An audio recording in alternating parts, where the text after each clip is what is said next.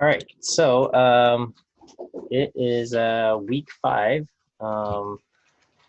This is we're kind of wrapping it up. So in week 5, we'll cover chapters 8, and then we'll wrap up chapter 8 today. We'll do chapter 9 on Wednesday, and then next week will be is our last week, week 6. We'll wrap up chapter 9. We'll have a review session, and then we'll have the final exam. So things are wrapping up quickly. I've decided to cancel lab number 5. I'm just going to go ahead and give everyone credit for lab 5. So you've got, so you'll just have 4 lab assignments. I don't think anybody's going to be too angry about that. But instead, I'm going to give you a reading assignment, okay? There is a journal article, a medical journal article about coronavirus and a potential treatment, hydroxychloroquine. And, I'm not trying to be political or anything like that. Somehow, some certain bits of scientific news are a bit political, have been politicized. I keep my political opinions to myself, but but I do, I guess, make it publicly known that I believe in science. So anyway, here's a journal article that you can read, and I'll have some questions that go along with it. The journal article makes sense, uses confidence intervals and p-values and things that that we've covered in class. And my hope is that I've talked about my 5 big points at the big ideas of the course,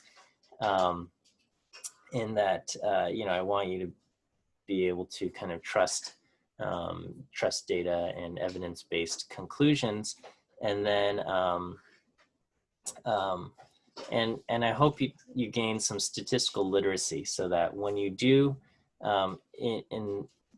if in your academic career you do read research articles, you will be able to go through that section that talks about the results, the statistical results, and understand it. A lot of times, in conversation with other people who don't have a strong foundation in statistics, they'll talk about how they read, the abstract and the introduction, and then when it comes to kind of the statistical results, they kind of skip over that or gloss over that and just jump to the discussion. And my hope is that at least by taking this class, you'll be able to understand and read through those sections. The article's fairly long, but I'll post links to it on CCLE, and I'll also post some questions to go along with it. Okay, and just to kind of motivate everyone to read the assignment and go through the questions, I will say that some of those questions, or at least maybe in a modified multiple choice form, will appear on the final exam. So please do make sure you do your reading, and then your TAs will go over the article and the questions on Wednesday. So please make sure you've read the article by Wednesday. So I'll post it up in on CCLE right after lecture here. Okay. And then I don't know if you guys have any questions. Some of you guys wrote thank you, I'm assuming, for canceling lab 5. You're welcome. Yeah, so we'll go ahead and give, so I'm not going to change the grading scheme. Everyone will just get 100% for lab number 5, which I think is fine. Okay, so we're going to spend a lot of time kind of doing a bit of a deep dive in the concepts and some of the ideas and hypothesis tests. And as I discuss this, I might need to add some bullet points or whatnot. We'll take a look, and Yes, we are still on chapter 8, and I'm doing, I guess, sections 3 and 4. Section 3 is kind of a lot of conceptual ideas regarding hypothesis tests, which I think is important. And then section 4 will be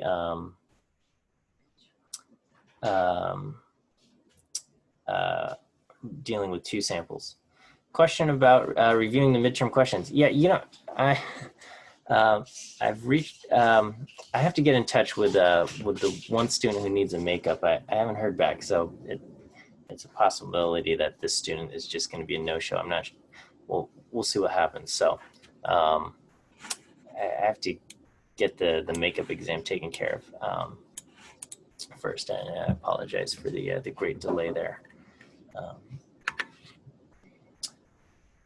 Okay. All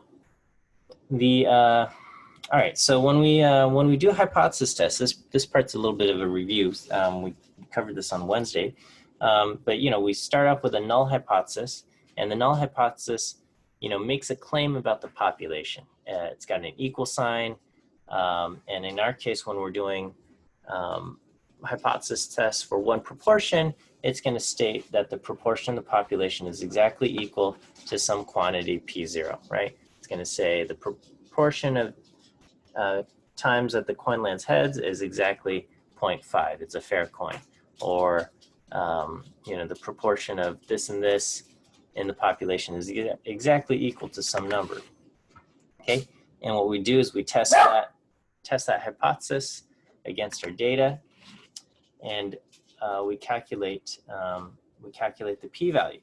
The p-value is the probability of observing our data or something more extreme or more unusual if the null hypothesis were true. So we say, you know, if that null hypothesis that the population proportion is exactly equal to p0, you know, what is the probability of observing our data? Okay, what's the probability of getting, you know, whatever it is that we got? And after we get our p-value, we make our conclusions by comparing the p-value to alpha. Okay, and so alpha is kind of just the significance level, and it's used to decide whether the p-value we observe, the probability of observing our data, is the probability of observing our data high or low. If the p-value is less than alpha, the p-value is said to be small. If the p-value is greater than alpha, we say it's large. And so if you get a small p-value, your decision is to reject the null hypothesis. What that means is that our test statistic, if the p-value is small, whatever test statistic we got is considered to be extreme, right? That whatever we observed in our data is considered to be an extreme or unusual event. And the fact that we actually did observe this data that produced this test statistic, okay, indicates to us that the null hypothesis is wrong. Okay, so because according to the null hypothesis says our test statistic, our data should very rarely happen, and the fact that it did happen indicates that, you know, the assumptions we've made to come to that conclusion or come to that calculation is wrong. So when the p-value is small, we reject the null hypothesis. And, you know, we do want to keep in mind, it is technically possible that the null hypothesis is true and that we just happen to get an unusual result by random coincidence. So that is still possible. When you get a p-value of 2%, it's saying that this result happens only 2% of the time by random chance. But it's still possible, right? Just like, you know, I could bring a deck of cards and I could say, you know, I'm going to draw, if I pull out a card, you know, I predict the card is going to be, you know, the ace of clubs or something, and I pull it out and if it were the ace of clubs, you might think, oh, you know, I did something special to cause that to happen. But it's also possible that I just got really lucky on a random guess, right? I'm going to be right if I just guess ace of clubs and somebody just picks up a deck of cards.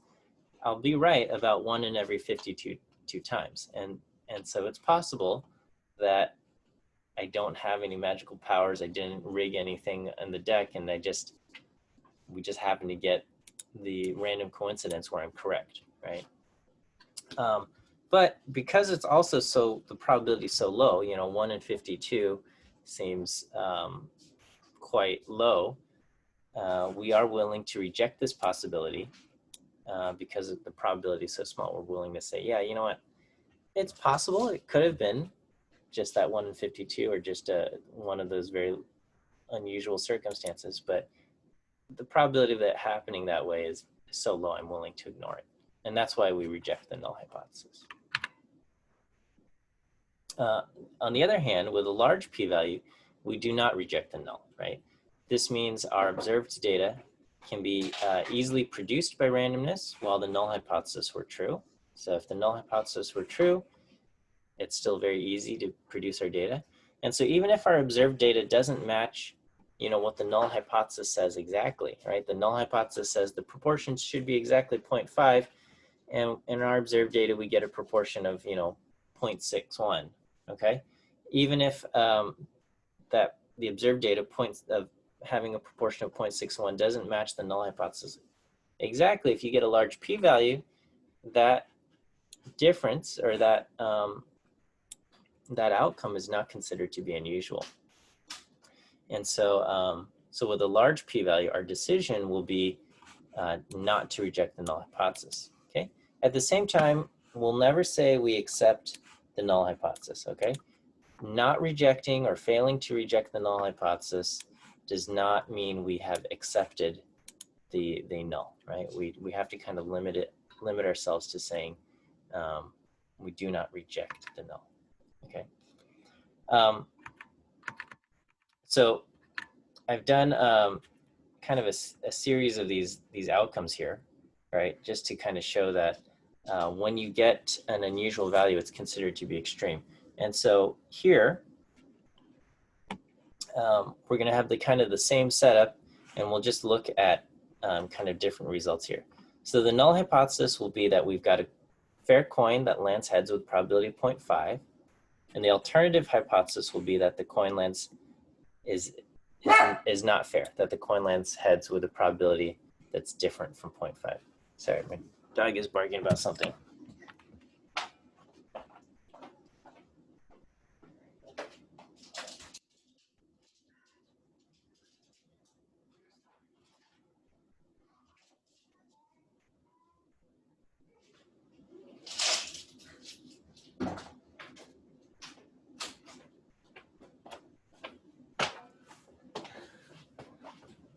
Okay. He's fine. He's just whining about stuff. Okay.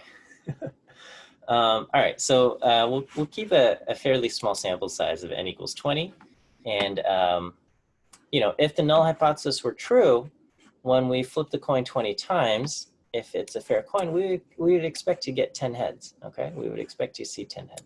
Okay. And we'll just kind of look at what happens if we get something other than 10 heads. Okay. So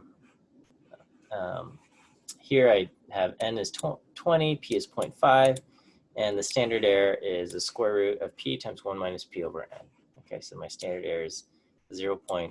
Okay. All right. So what happens if we get 10 heads, right? If the coin is fair, we expect to get 10 heads, okay? And if we actually flip the coin 20 times and we do actually get 10 heads, our p-value is going to be equal to 1, okay? All right, because a fair coin will produce a sample with 10 heads or something more unusual 100% of the time, right?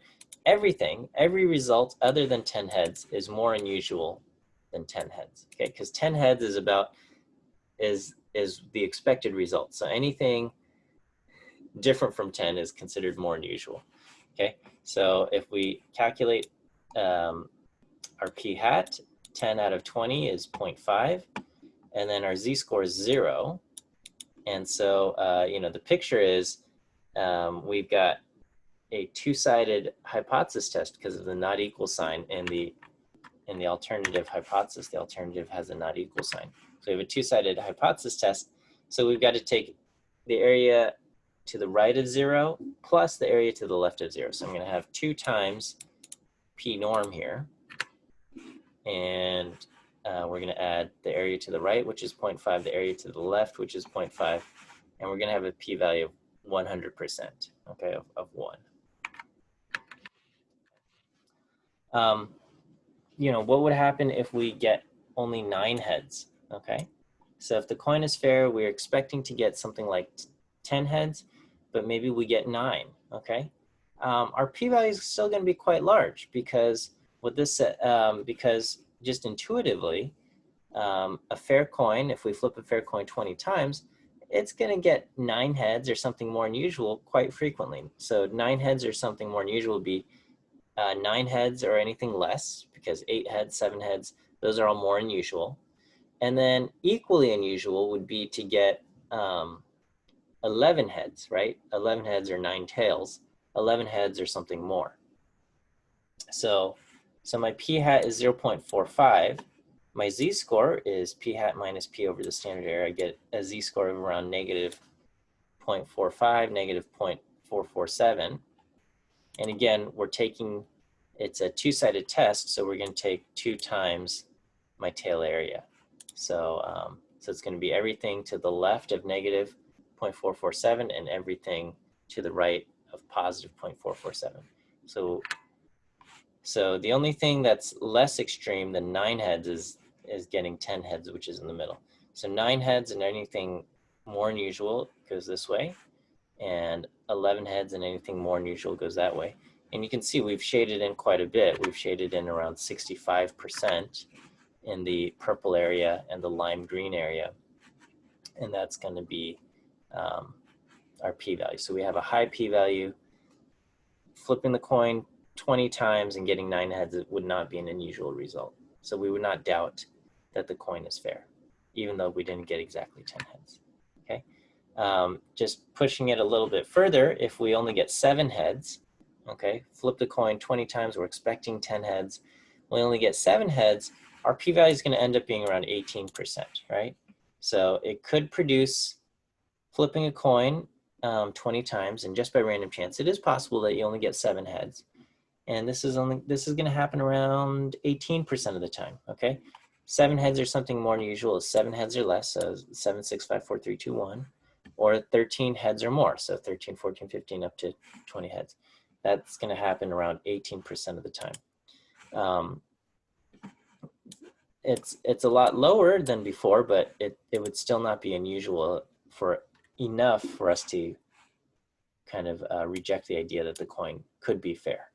Okay, so you do the calculations, you get this z-score, and this is our picture.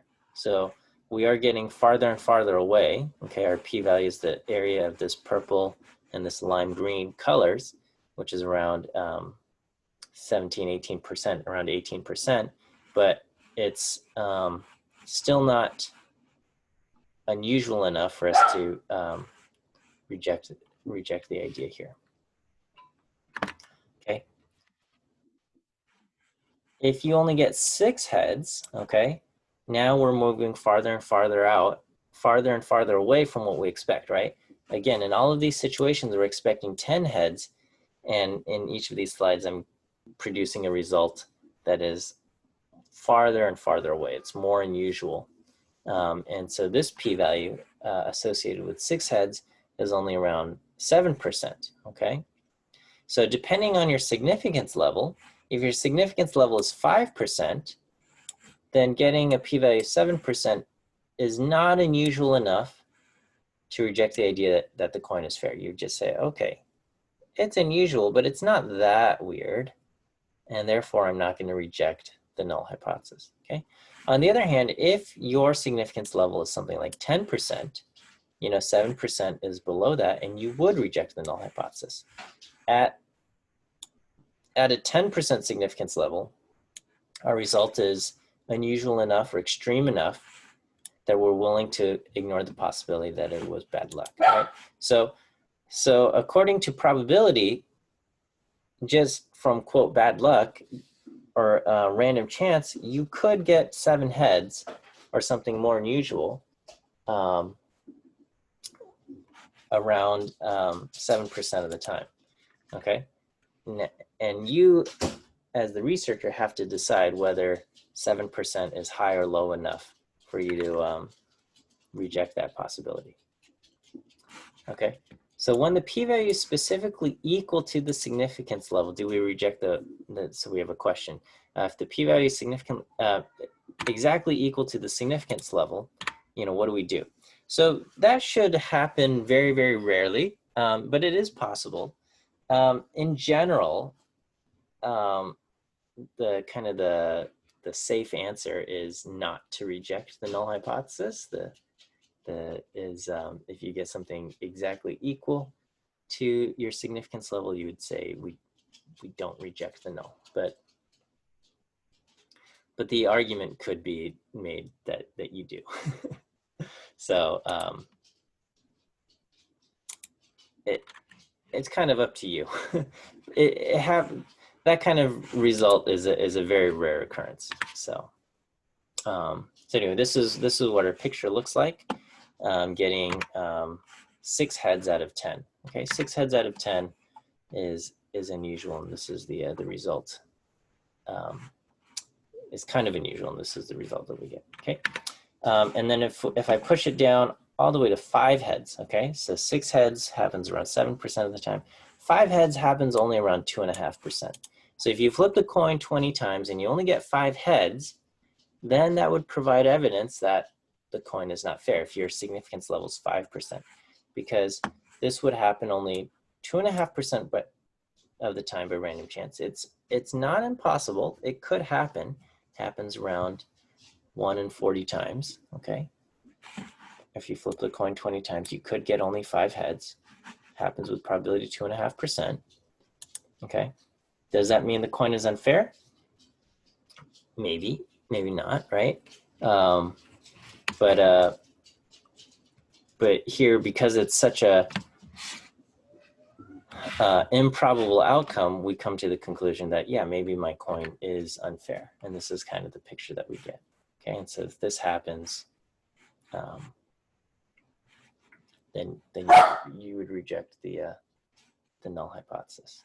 Okay, sorry, I don't know I'm not quite sure what's going on with my dog here.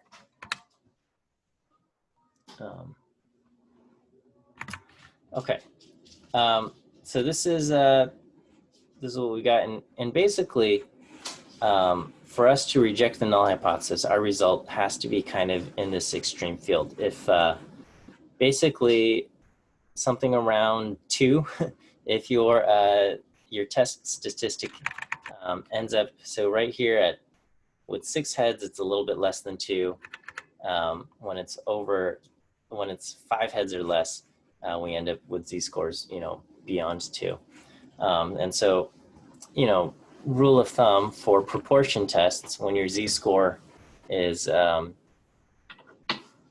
2 or more, it's going to be significant at the 5% level if you got a 2-sided test. Okay. Just, because according to probability, we should get values between 2 and -2, around 95% of the time. Okay.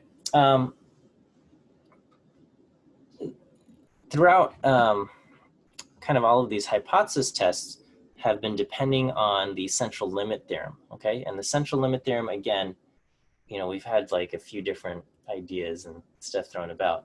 The central limit theorem is the idea that we can approximate the sampling distribution with the normal distribution. So technically, when you look at the sampling distribution of p hat, it's a bunch of those vertical lines, remember? Because when you flip the coin 20 times, you're either only going to get 10 heads or 11 heads or 12 heads or something like that. And so the proportion actually only exists at, 50% heads, 55% heads, 65% heads, and things like that. And so the distribution is actually a bunch of vertical lines when we're talking about proportions, but the central limit theorem says, we can approximate it using the normal distribution.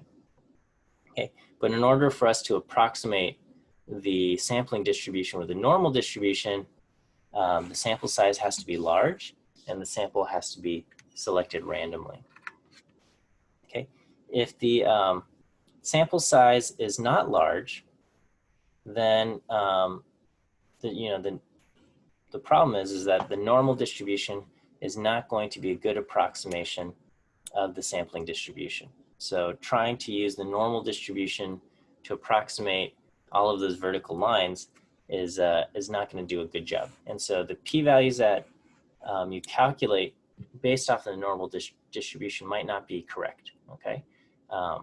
Especially if you're kind of on the cusp of rejecting or not rejecting the null. So if you're getting p-values, if you're using normal distribution, you're getting p-values of around like 4.5%, 5.5%, or something like that, using the normal distribution in that case could end up leading to the wrong result. In kind of extreme cases where your p-value ends up being very large or your p-value ends up very, very small,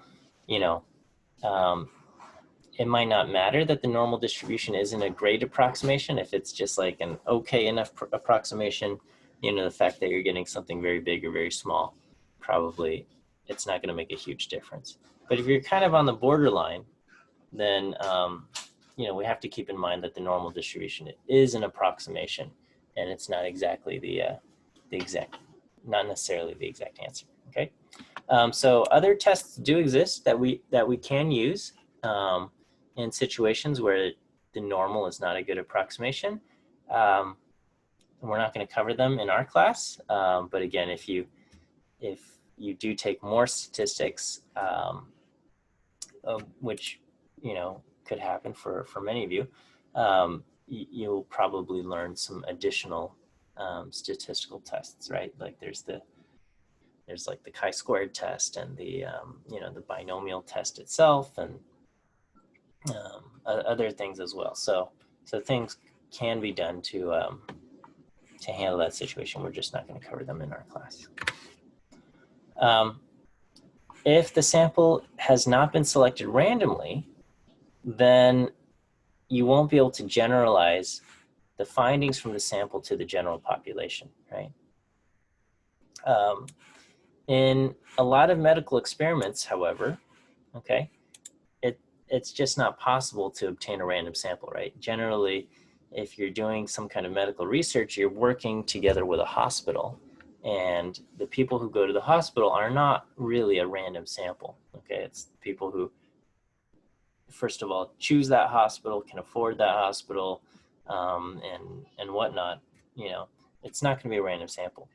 So what researchers have to do, okay, and it seems like this is not a great solution, but I don't really know what else researchers can do, is that they have to hope / assume that their sample is representative of the population. If they want their conclusion to generalize to the greater population, that can only be done if they assume or hope that their sample is representative of the population. It's not a random sample, and so if they know specifically that the patients that they're working with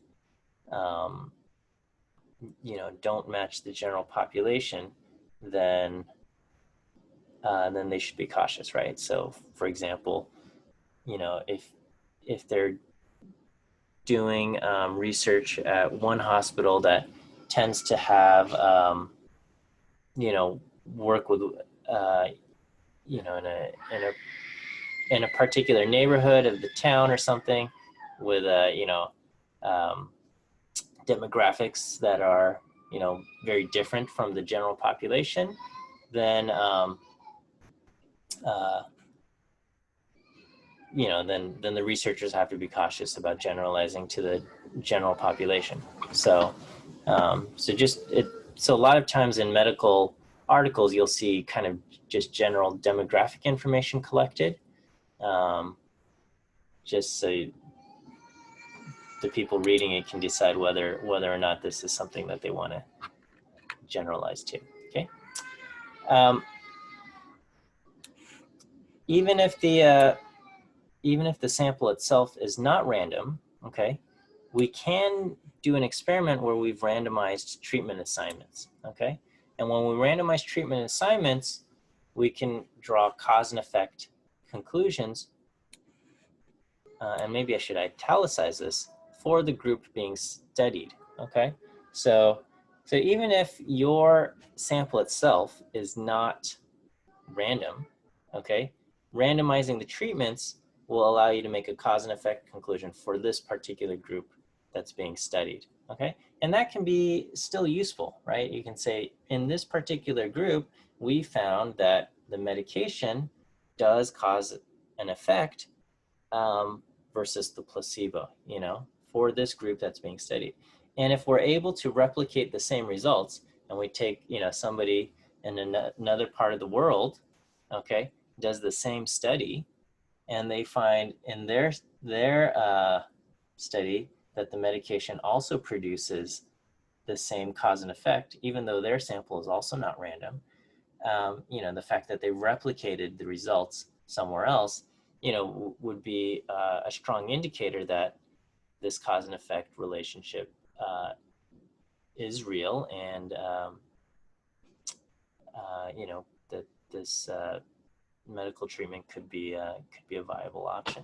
So so even if you don't have a random sample, you know, the work you do in an experiment can still be useful, because you can still draw cause and effect conclusions for the group that's being studied.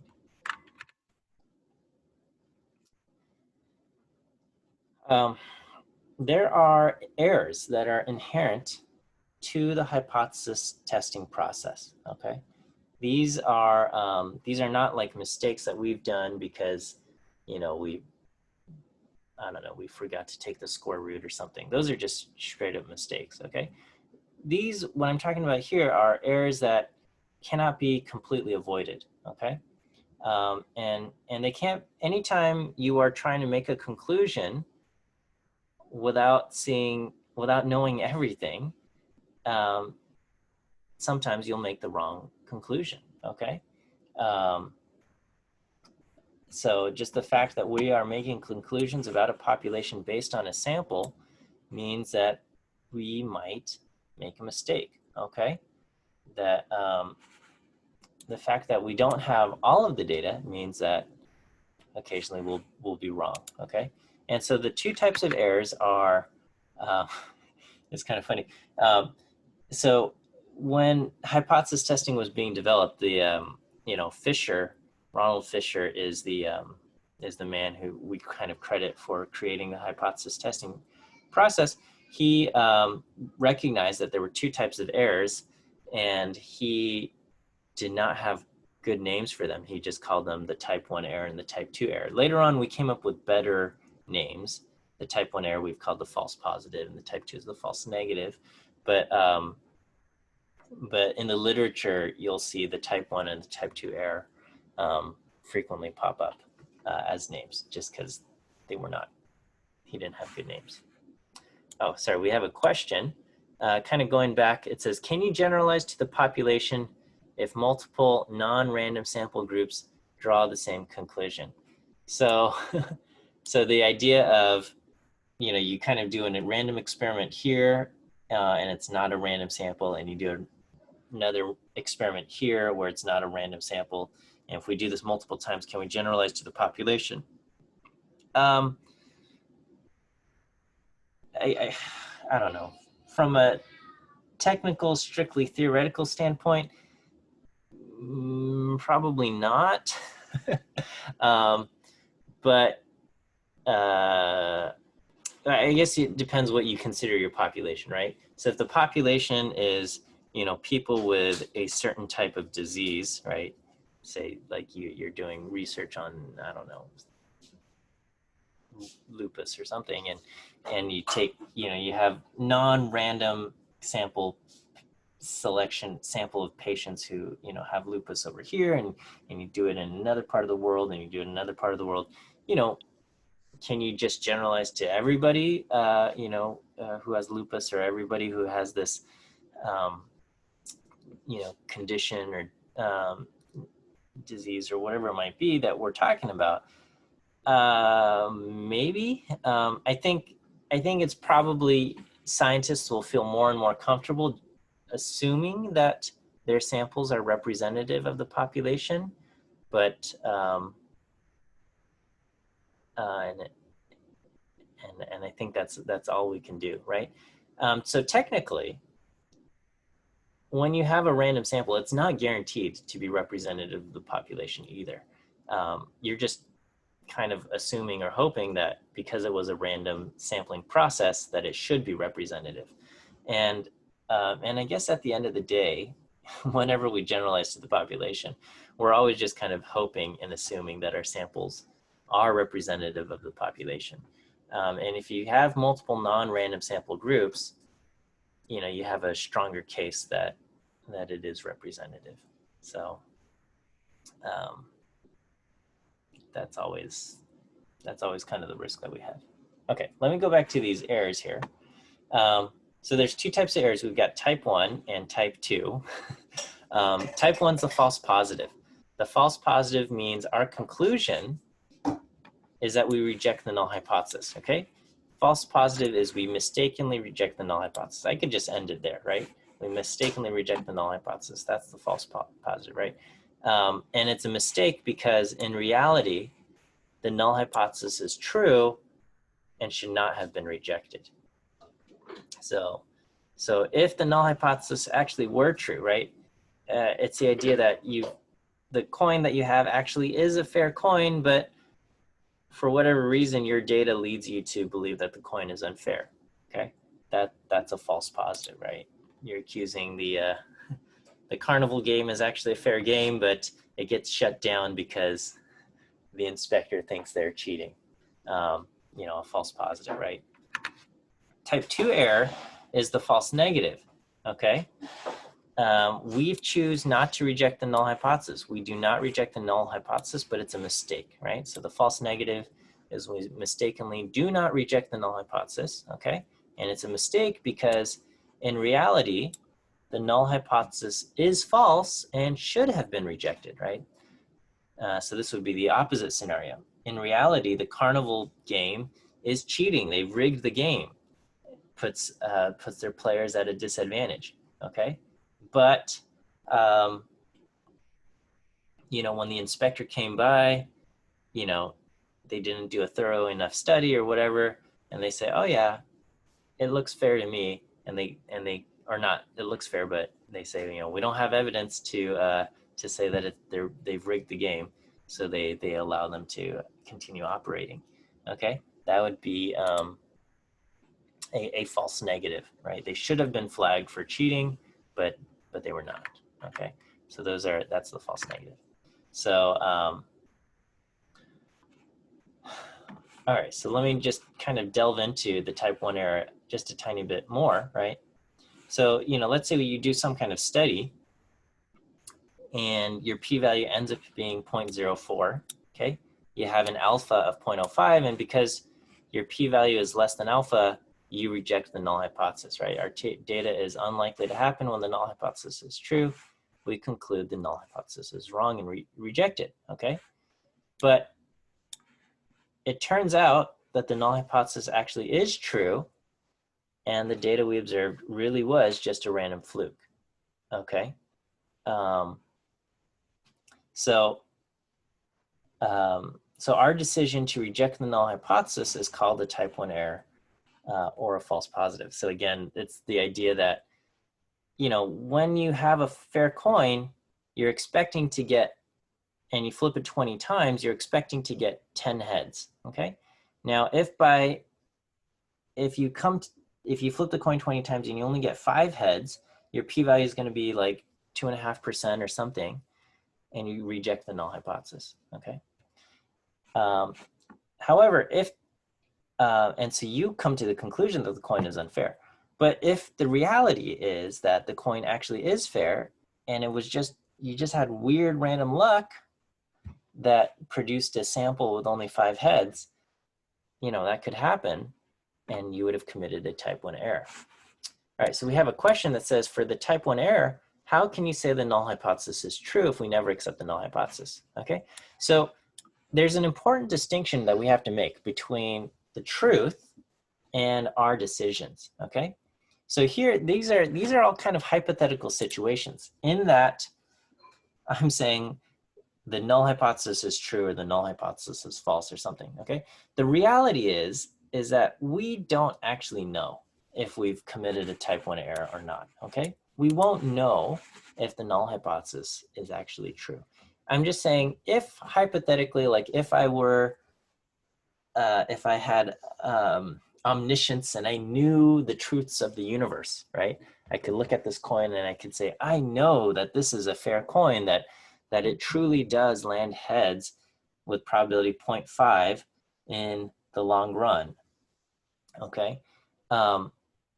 If I knew that, we can then observe, from our, being a deity, we could, observe the researcher who's flipping the coin and we go, oh, you fool, just because it landed heads 5 times, you've come to the conclusion that it's an unfair coin, but I know that it's actually a fair coin.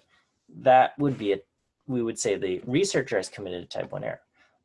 Us, being more mere mortals that don't know the truth, we just have to be aware that this is a possibility.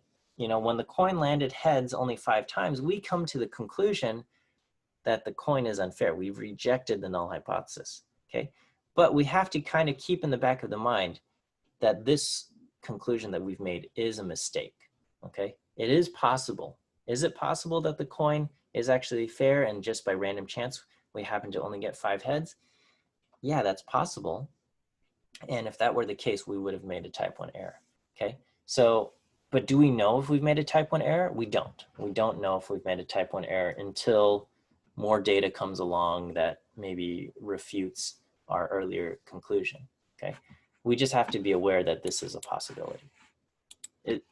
Does that kind of help what we're saying?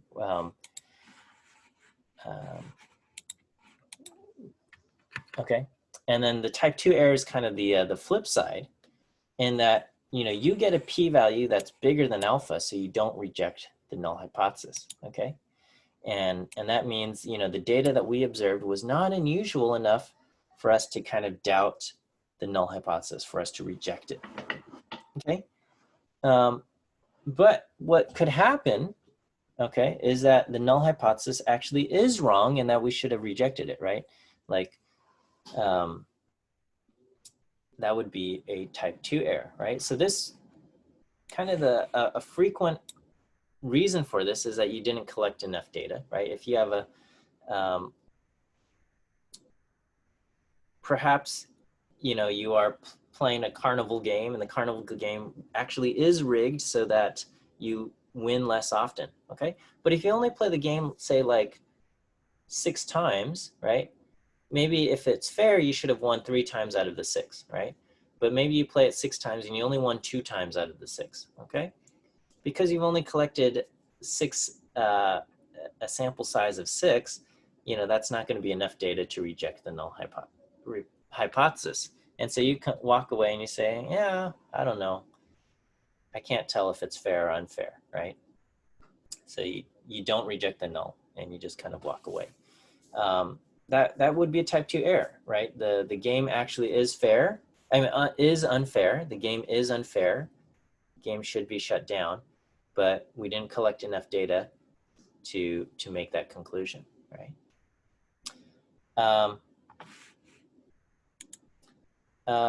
Is that true only for type 2 errors, or does it apply to type 1? That we didn't collect enough data?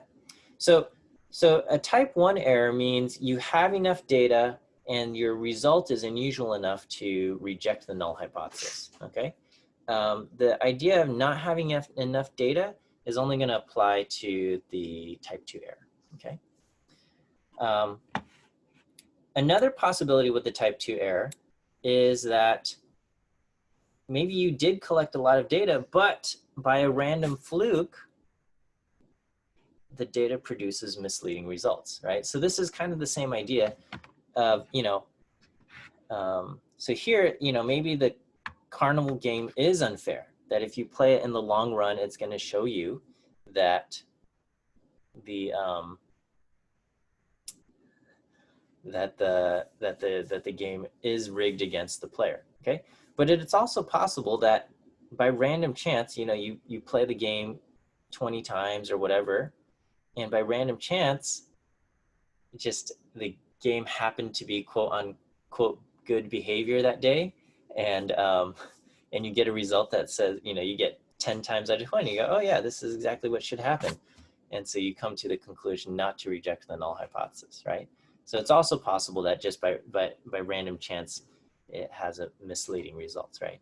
And that's kind of like with the type 1 error, by random chance you get misleading results. So that could also happen, right? So the type 2 error is that if we were omniscient and we knew, the truths of the universe, we could know whether, the game is fair or unfair, or what the proportion in the population exactly is. And then we would know if we've committed a type 1 or type 2 error for sure. But again, as regular people doing research, we don't know the truth. We are seeking the truth. And whatever conclusion we make, we have to be aware that it's possible that we've made a type 1 or type 2 error. All right, so we have to just kind of be aware of this, right? And so this is kind of the type 1 error. If our decision is to reject the null hypothesis, and the truth is that the null hypothesis is true, this is a type 1 error, or the false positive, okay?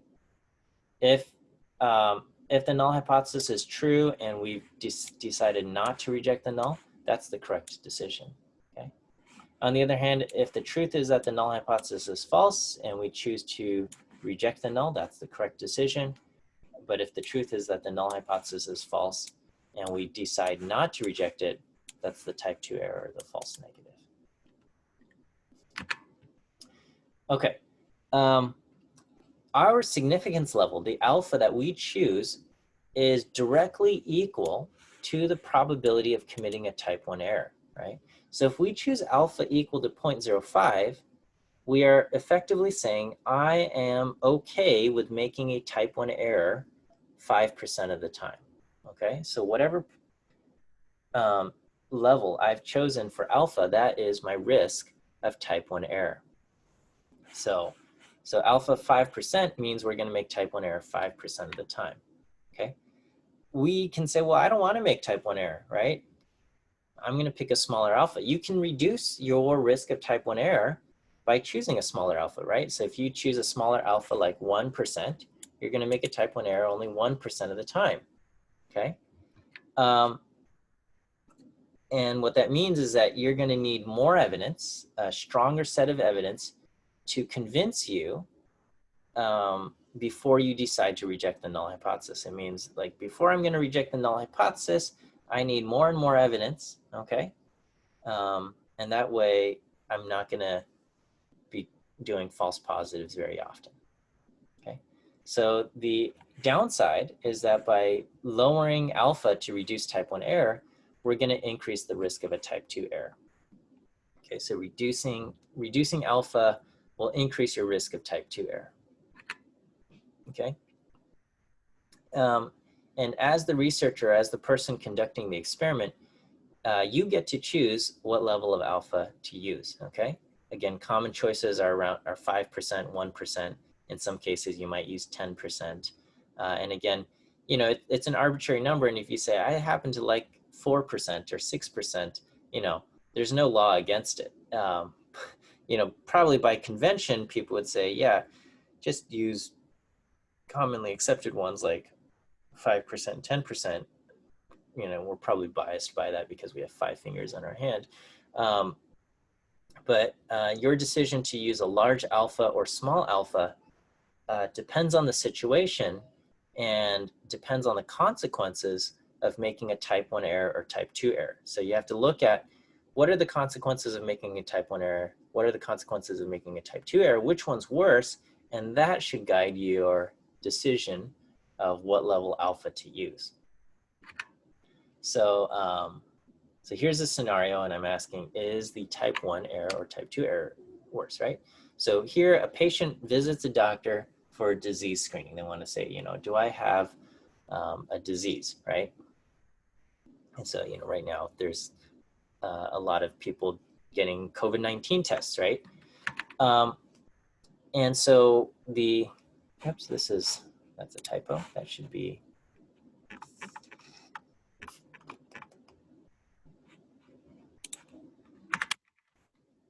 the alternative is that the patient is sick, okay?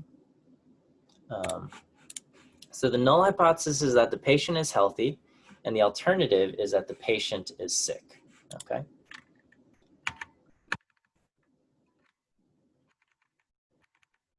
Okay, so in the ideal scenario, ideally, is that everyone who's healthy gets cleared, sent home, okay? Everyone who is sick receives medical attention, right? So if someone's sick, they say, okay, you know, you tested positive, and now we have to do this. You have to quarantine or whatever it is, right? So this is what we want. We don't want to make mistakes. This is the ideal scenario, okay? But what are the errors, right? A type 1 error is the false positive. This means a healthy person tests positive, gets medical attention, okay? That's the type 1 error. That's the false positive, okay? The type 2 error is the false negative, meaning a person who's sick, who has the disease, is sent home, is not quarantined, maybe spreads it to other people, things like that, right? Okay, both of these are, we don't want either of these things, right? This one causes unnecessary stress to a healthy person, okay? This could spread a contagious disease. From an epidemiological standpoint, which one is worse?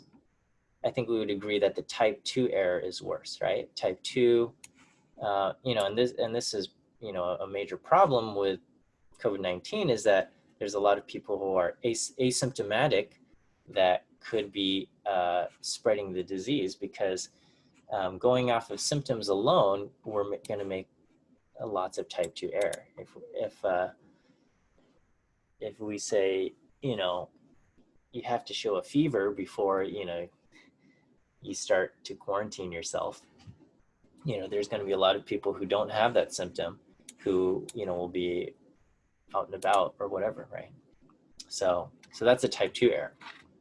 And so in that case, we would pick a large alpha. The type 2 error is worse than the type 1 error. And so to avoid the type 2 error, we are going to pick a large alpha. We'd rather make a type 1 error. We'd rather have false positives, a higher false positive rate, to avoid the type 2 error, okay? And basically the effect of this is that it only takes a little bit of evidence for you to reject the null hypothesis, right? You know, somebody sneezes and you go, oh, we should flag that for, you know, a potential problem, right? This is kind of the, I don't know if you guys, like, are you familiar with the website WebMD and like the jokes we often make about WebMD? Okay, the joke is that, you know, so WebMD, you go to the website, you type in your symptoms, and it tells you like what you might have. And the joke is that WebMD will say whatever it is that you type in, it's going to say maybe it's cancer. And you know, that's actually not a really funny joke, but that's WebMD is operating with a very large alpha. Okay, it's operating with a very large alpha because as far as an informational website, they would rather have a bunch of false positives than false negatives. As an informational website, they don't want somebody who actually has symptoms of cancer or some kind of disease to, you know, walk away thinking, oh, I'm fine, I don't need to see the doctor, okay? They would much rather send a healthy person to a doctor to get proper diagnosis, okay? Because with WebMD, so, and here's the thing,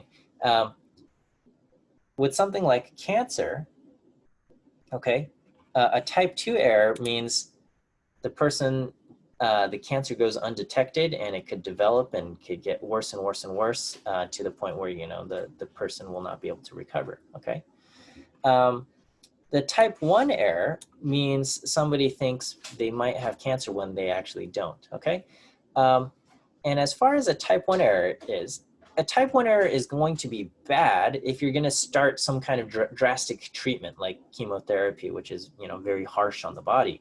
But a doctor would not, you know, you don't go to WebMD and you go, oh my gosh, I have cancer, I immediately start chemotherapy. That would be a bad decision, right? WebMD doesn't have any ability to prescribe medications or anything like that, okay?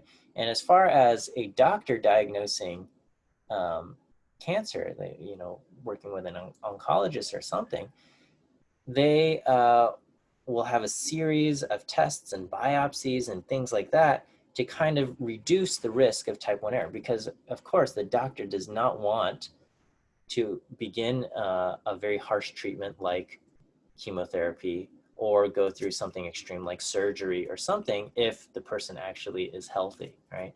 So to avoid type 1 error, so usually it's a series of tests of decreasing alpha, right? So for something like a breast cancer screening, they tell people to kind of check for anything that just feels a little bit strange, right?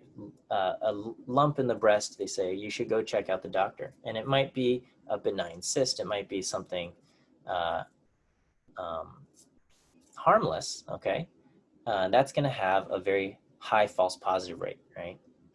But then before you begin some kind of drastic treatment, the levels of alpha of each next step gets progressively lower before they start something serious, okay?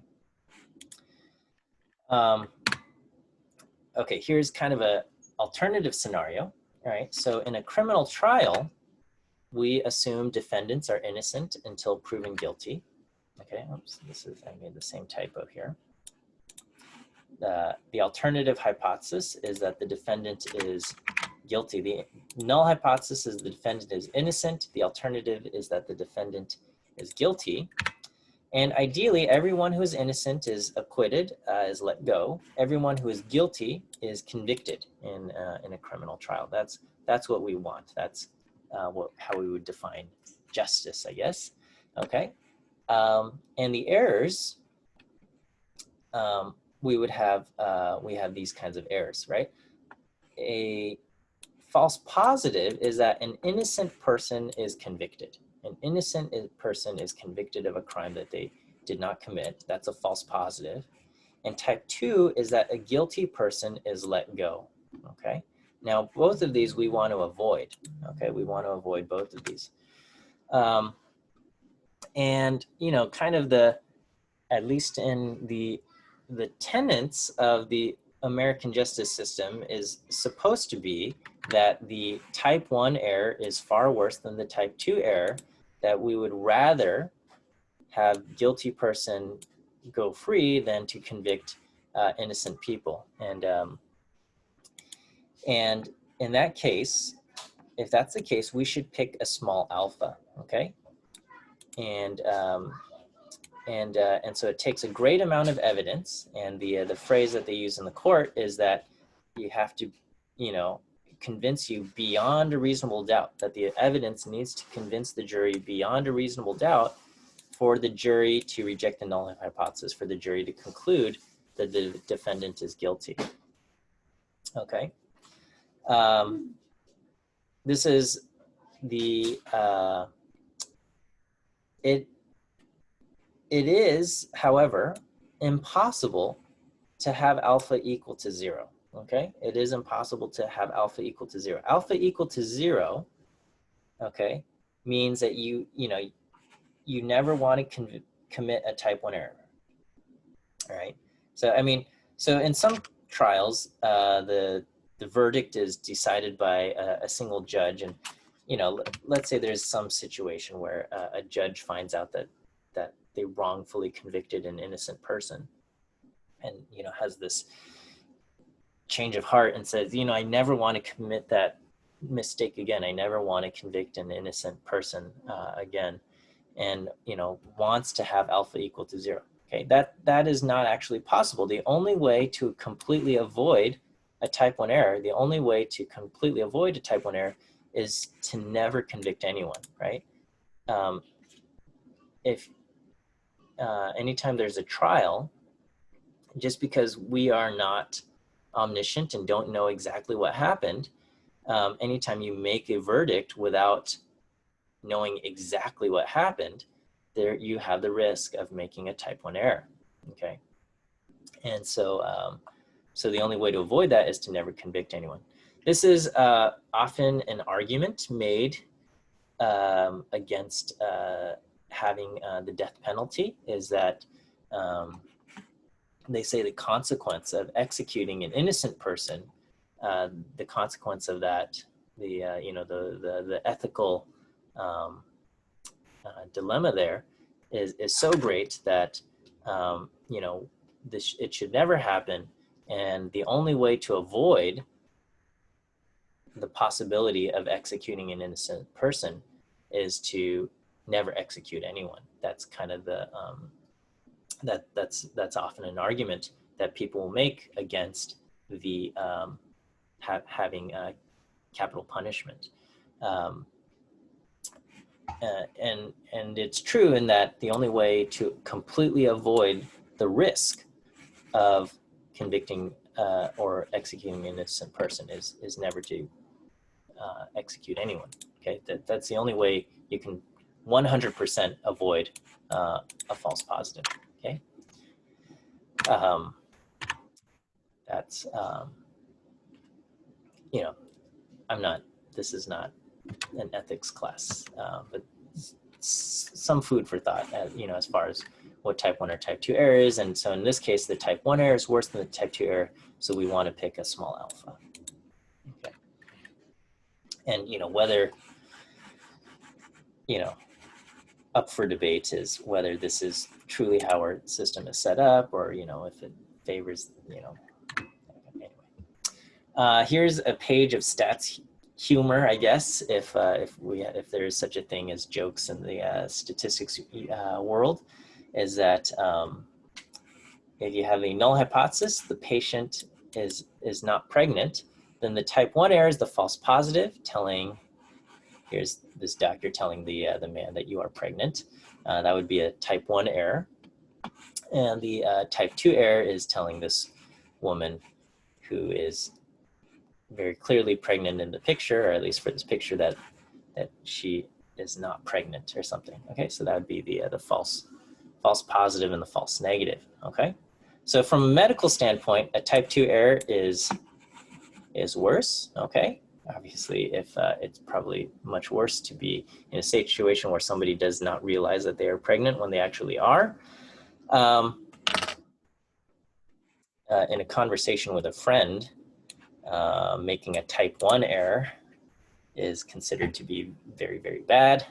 So they say don't ever ask somebody if they are pregnant unless they have told you first. So that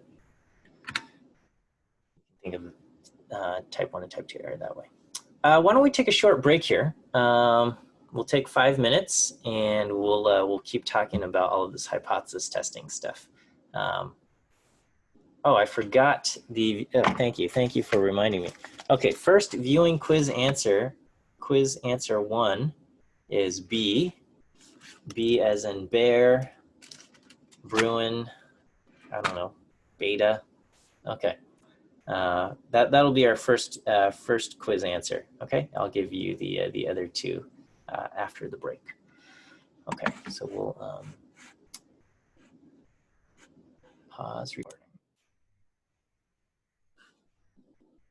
Okay, we select our alternative hypothesis based on kind of how the question is written, or what it is, what question we are looking for, right? Whether we use a one-sided or two-sided alternative.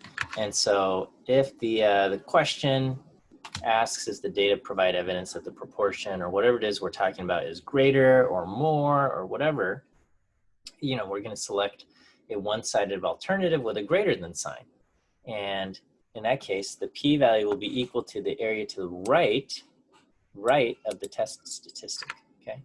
On the other hand, if it says less than or lower, you're going to have an alternative, a one-sided alternative with a less than sign, and the p-value is going to be equal to the area to the left of the test statistic.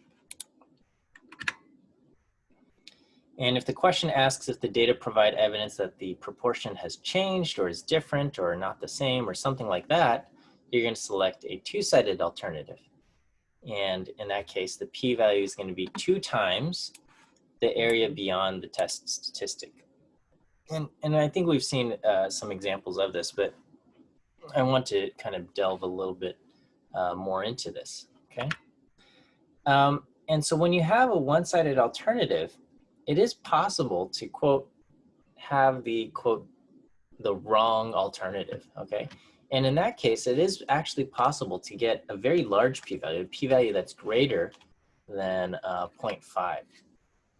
So, for example, let's say, in the last census, the proportion of seniors that we found was in the city was 22%. Okay, that 22% of the people in the city were 22%, and we want to see if there's evidence that the proportion of seniors in the population has increased. Okay, so you want to say, well, has the proportion of seniors increased?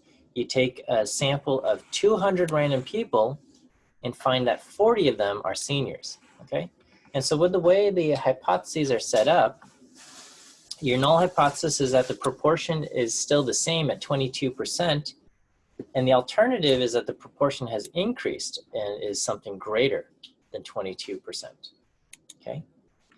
However, when you look at your data, your sample is, 40 people out of 200 are seniors. Your sample proportion p hat is only 0.2, okay? And so at this point, we don't even have to carry out the rest of the hypothesis test, okay? We know that our sample of data, where the proportion is only 0.2, is not going to provide any evidence that the proportion of seniors has increased to something greater than 22%, okay? If anything, it might show that the proportion has decreased from 22% to something a little bit lower, like 20%, okay? And so in this case, we technically don't even have to carry out the rest of the test. We know that in this case, because we're on the, quote, the wrong side of the alternative, our p-value is going to be greater than 0.5, okay? If I do decide to carry out the rest of the test, this is what it would look like, okay? My test statistic z is 0.2 minus what I'm expecting under the null hypothesis of 0.22. Here's my standard error, 0.22 times 1 minus 0.22 over 200 square root. I get a z-score of negative 0.68. And because the alternative has a greater than sign, the p-value is the area to the right of z. And because I have a negative z, the area to the right of z is going to be a big number, and we're going to get a p-value of 0.7517, okay? And so, so I think it's always important to kind of check the alternative that you're picking and just say, does this make sense? Okay.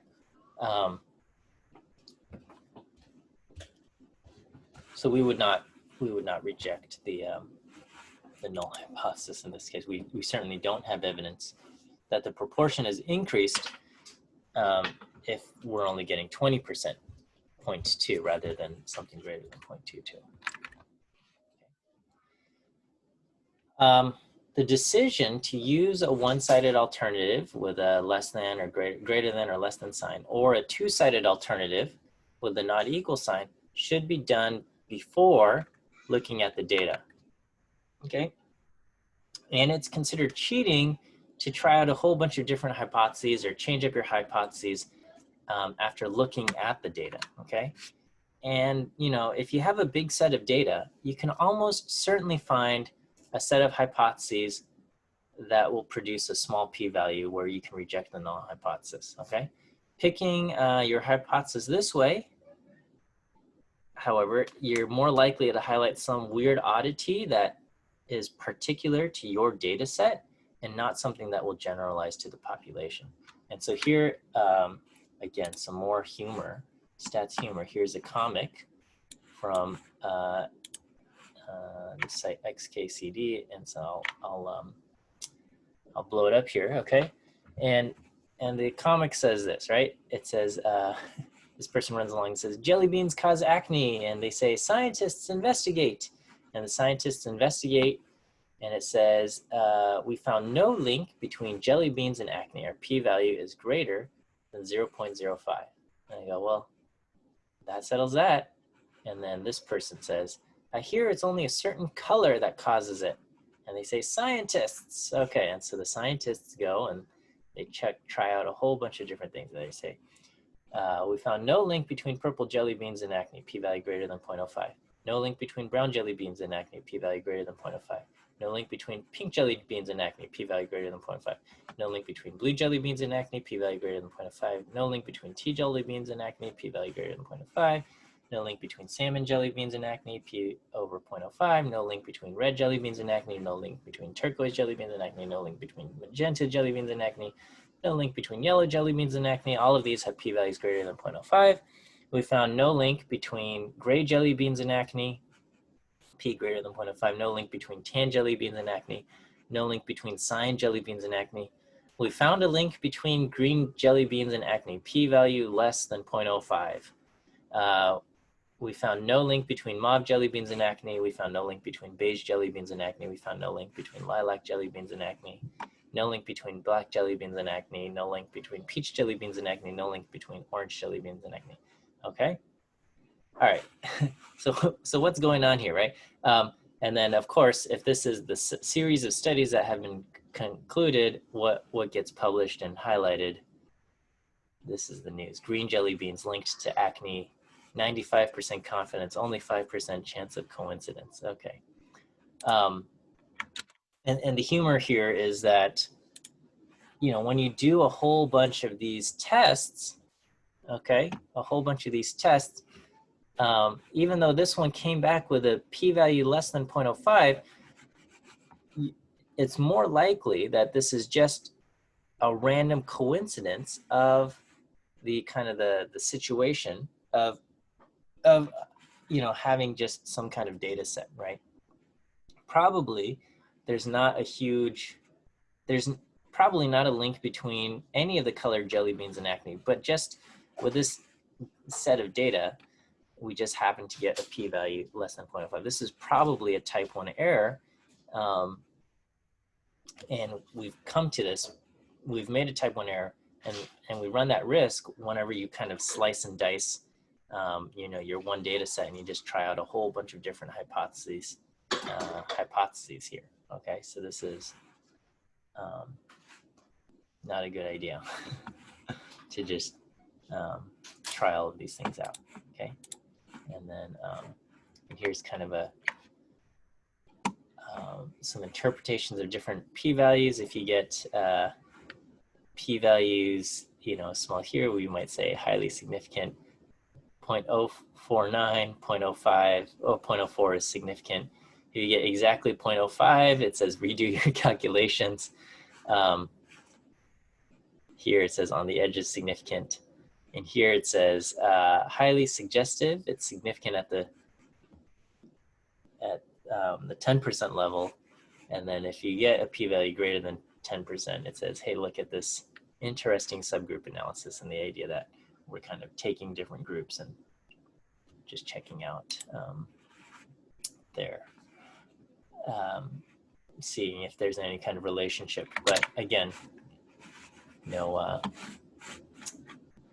not necessarily significant there. Okay. XKCD, I enjoy the comics. This is the guy Randall Munroe. He's, I believe he used to work for NASA, and now he draws comics. He's written some books. He's got a distinct art style that I also enjoy. So, you know, when we come to making our conclusions, as statisticians, we will never say that the data prove some kind of conclusion, right? If we end up rejecting the null hypothesis, all we'll say is that we have evidence that supports the alternative hypothesis, right? If we reject the null, we'll say we have evidence to support the alternative. And if we don't reject the null, all we can say is that we don't have evidence to reject the null, right? And we'll never say that we accept the null hypothesis. In the same way that if you think back to the example of the criminal trial, you know, when the jury comes to the conclusion or reaches their verdict, they say, the jury, find the defendant guilty or the defendant not guilty. The jury should never say, we, the jury, find the defendant innocent, okay? A not guilty verdict just means that there was not enough evidence to bring about a conviction, that there was not enough evidence to reject the null hypothesis. It doesn't prove that the defendant is innocent, but just that there was not enough evidence to say that the defendant was guilty. If there's evidence that the defendant is innocent, it's really up to you know, the prosecution. It's their responsibility to you know, have the charges dismissed. You know, the defense and prosecution should join together and have the charges dismissed if there's evidence that the defendant is innocent. But again, a jury should never will never say they find the person innocent. So they'll never say they accept the null hypothesis, just that they did not reject it. Okay. There's also a difference between statistical significance and practical significance, right? So when you hear the term statistically significant, so if a result is statistically significant, that means you rejected the null hypothesis. And all that means is that the data we observed is unlikely to happen by random chance if the null hypothesis were true, right?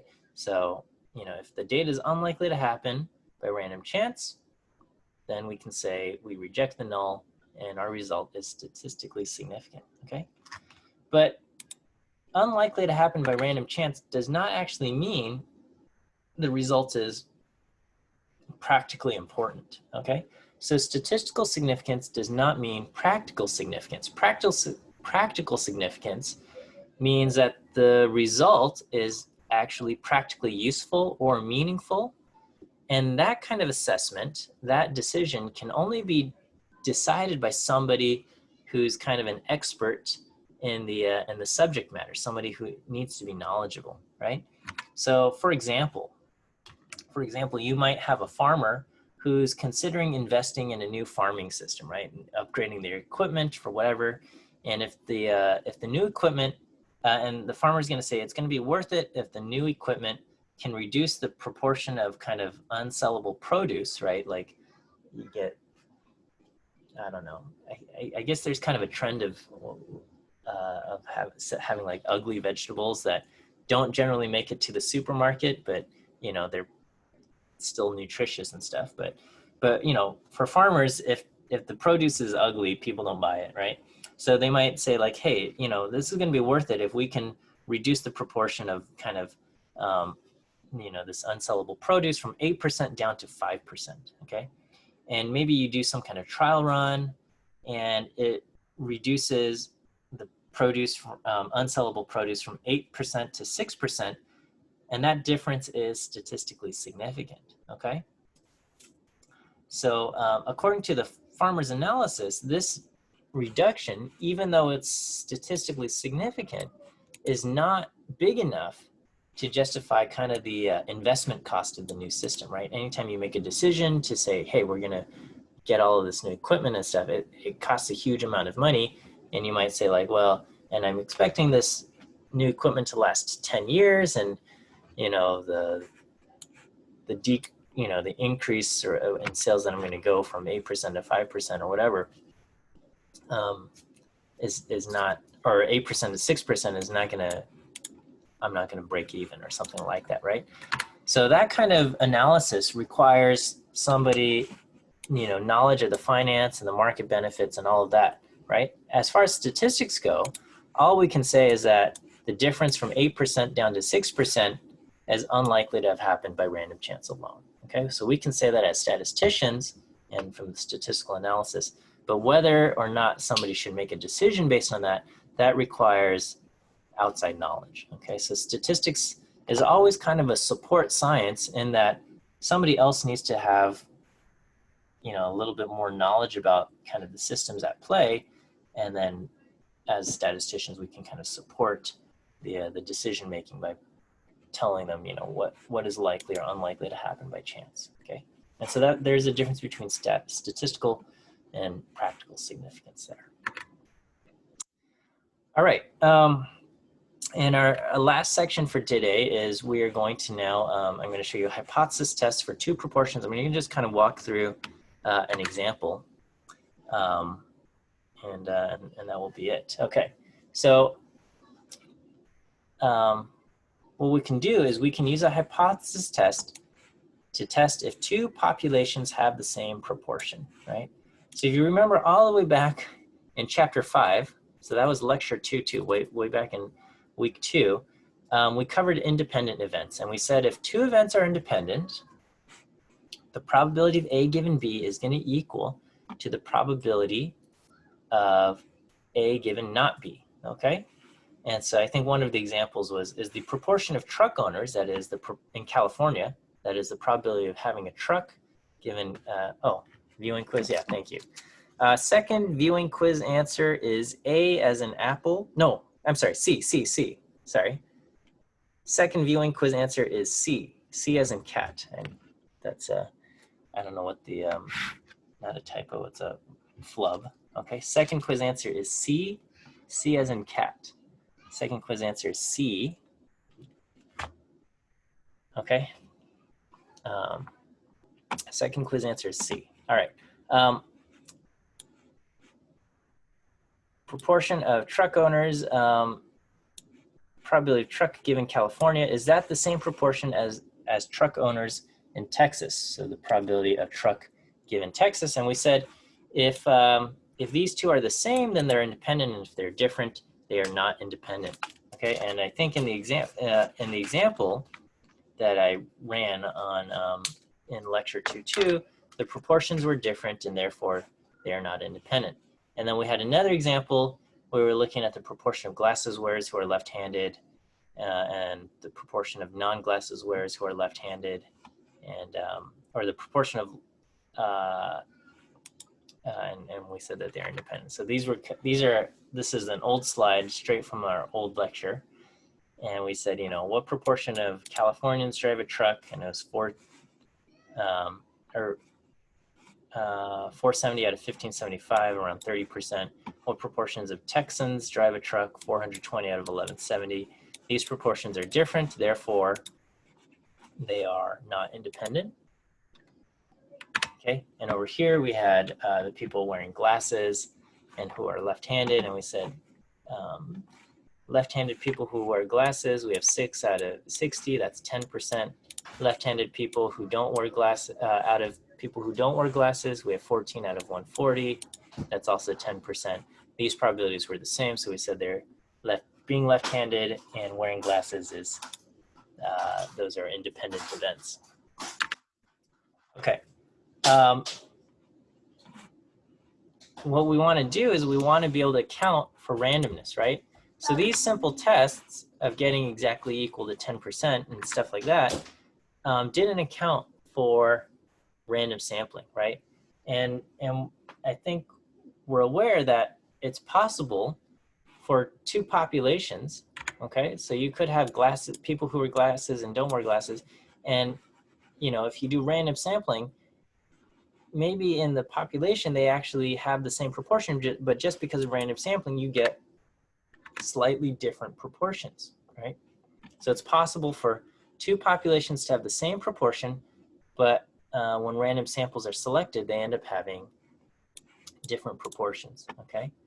And so, so we're gonna learn the two proportion Z-test, and that's a hypothesis test to see if the two populations could have the same proportion, or if we have evidence that the proportions are different, okay?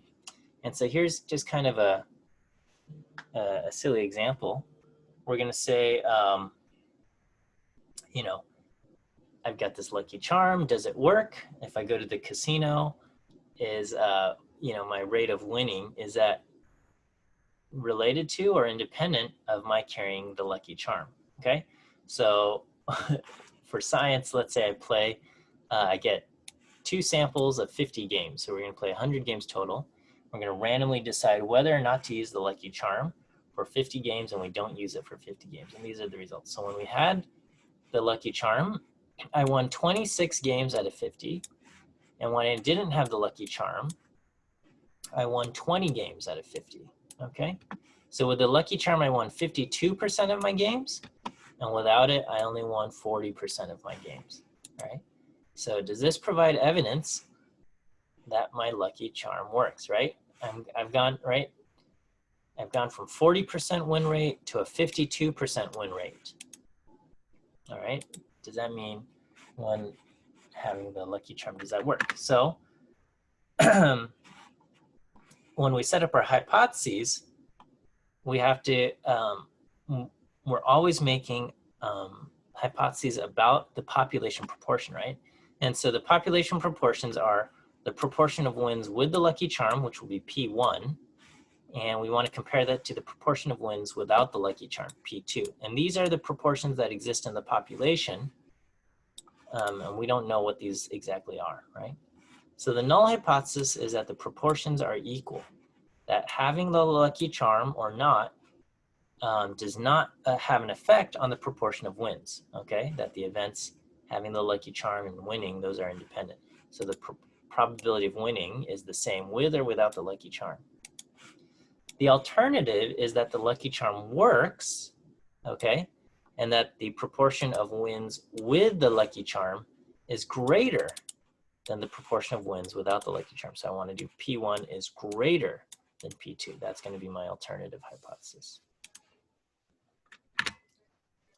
Okay, and so we'll pick a significance level, and I'll just go ahead and use alpha equal to 5%. And then we're going to check conditions, okay? And so, so some of these conditions have been modified a little bit, all right? Our large sample condition is that we need to have at least 10 successes and failures for both samples, okay? So with the lucky charm, I have 26 successes, right? I won 26 times and I lost 24 times. So 26 and 24, those numbers are both bigger than 10. So this condition is met. Or I also have to check sample 2. Oh, and this should say without lucky charm. Without the lucky charm, I have 20 successes and 30 failures. So 20 and 30 are both bigger than 10. And so the large sample condition is met. Okay. Our samples have to be random, and they are. We're playing a casino game. Our samples have to be independent of each other. Okay. And they are, you know, whether we use the lucky charm or not is random. And so, you know, our samples are independent of each other. And then the observations within a sample are also independent, right? When you play casino games, the outcome of one game is unrelated to the outcome of the other game. So, so the observations within the sample are also independent. So these conditions are all met, okay? All right, and so this is the kind of the steps for the calculations for a 2-proportion test, okay? So first you're gonna find your sample proportions, right? P hat 1, we got 26 out of 50. We won 52% of the time with the lucky charm. P hat 2 is 20 out of 50. We won 40% of the time without the lucky charm, okay? And so, so these formulas, you know, for the 2-proportion test, the formulas have changed, right? You also have to find the overall proportion of success, P hat, okay? And so basically, I'm going to take the total number of wins, which is 26 plus 20, and we're going to divide that by the total number of observations, 50 plus 50. This gives me an overall success proportion of 46%, okay? Out of the 100 games total, I won 46 of them. And the formula for the standard error has changed, okay? We're going to use this overall proportion of success, 46%, which is P hat, okay? We're going to have P hat times 1 minus P hat times 1 over N1 plus 1 over N2. Okay, so our formula for standard error has changed. when we do all of these calculations, we get a proportion, or we get a standard error of around 0.0997. Okay, 0.0997. Okay, and now we'll go ahead and find the test statistic here. Okay, and so the test statistic, again, it's a little bit different. It's very similar. For the one proportion, it was p hat minus p0. Here it's p hat 1 minus p hat 2. Okay, so you know, if the proportions were equal, we would expect, you know, our win rate to be the same for both samples, but we got something different. We got 52% versus 40%, whereas if the null hypothesis were true, we would expect both of these samples to be about the same, and we're getting something a little different. Okay, so is this result, 12 percentage point difference, 52% to 40%, is that a significant result? We do the calculations and we get a z-score of around 1.2. Okay, so we're going to look up the z-value in the table to get a p-value. Okay, and depending on the alternative hypothesis, we're using the left tail, right tail, or both tails. And because our alternative hypothesis has a greater than sign, we're going to be using the area to the right of z, equals 120. So when you look up the z table, and you look up the area to the right of 1.2, okay, 1.2, the area to the left is 0.8849, which means the area to the right is going to be 0.1151. And so that's going to be our p-value. Our p-value is 0.1151. And so with alpha equal to 5%, our p-value is greater than alpha, and we do not reject the null hypothesis. All right. So despite winning 52% of the time with our lucky charm and only 40% of the time without it, this difference of 12 percentage points, going from 52 to 40%, is not statistically significant. Okay. The difference in proportions could have been the result of random coincidence, right? So it is possible that it's just random coincidence, and not that the lucky charm actually influences anything, but it could just be random coincidence that we happen to get 26 wins here and only 20 wins over here. So, so we say we do not have evidence that the lucky charm increases my probability of winning casino games. Okay, is it possible that the lucky charm actually does something, works with the universe, and changes our probability? It's possible, okay, but after 100 games of playing, we don't have evidence of a difference. Okay, maybe we need to play 1,000 games. I don't know, but or maybe the lucky charm actually doesn't do anything. Okay, could I go back one slide? So you missed the calculation. Yeah. So the z-score is you do p hat 1 minus p hat 2. Okay. And so, you know, this is your difference of 12 percentage points, 0.12, and we divide by the standard error. Okay. At the start, I said I'm canceling lab 5. Yes. Is lab 4 still due tomorrow? Yes. Lab 4, the deadline for lab 4 has not changed. Okay. So, so the deadline for lab 4 is still tomorrow. And it's just that I'm not assigning a new lab today. All right. So, you know, so in discussion section today, I asked the TAs to kind of go over a little bit of some of the homework problems, or to kind of clear up any kind of questions that you guys have on hypothesis testing, because this is kind of a big and important topic that that I kind of wanted to stretch out and talk about. And today, a lot of it was conceptual stuff, okay,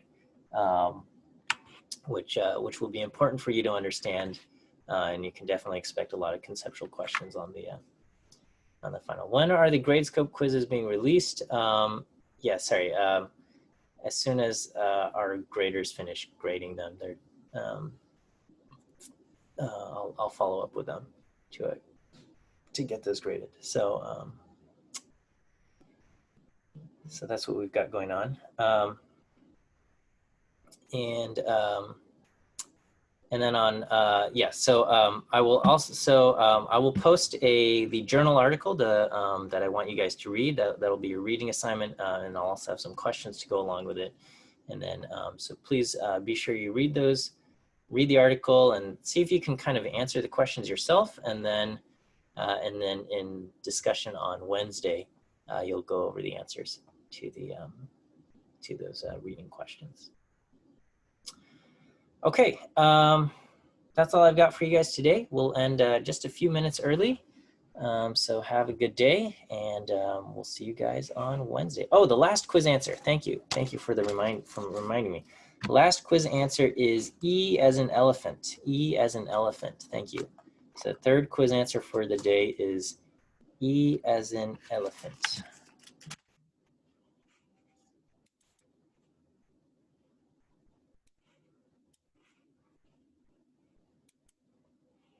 Okay. So that's it. Okay.